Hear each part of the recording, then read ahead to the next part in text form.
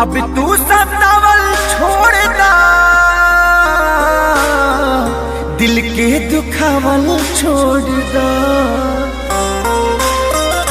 अब तू सतावल छोड़ दा, दिल के दुखावल छोड़ दा। हमारा पतोहार एहसान लागी गो, तिल तिल हुआवल छोड़ दा। अब तू सतावल छोड़ दा, दिल के दुखावल छोड़ दा।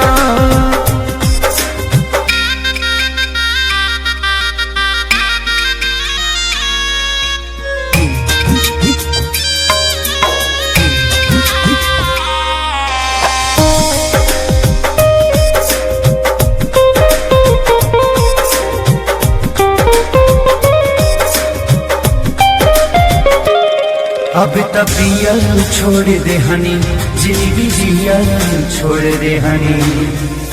खोज खबर तुहर रिहार छोड़ दे हनी।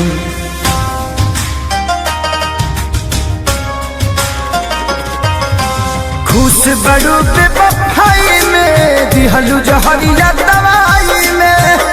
हमारा से रोटी अब तक टूटत नहीं खे हो, वही हजन की चावल छोड़ दा।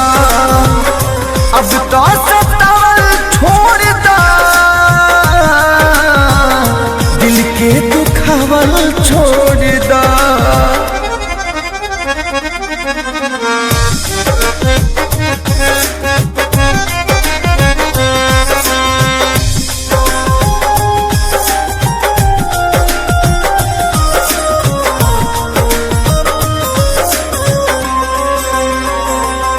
हम तो पढ़ल छोड़ दे हनी, तुहसे लड़ल छोड़ दे हनी। खुशी तो है देखी देख के जरा छोड़ दे हनी।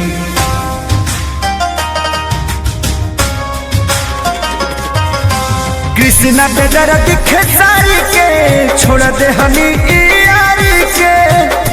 और जिंदगी सुनसान हो जाई, कही हजन की गावल छोड़ दा। अब तू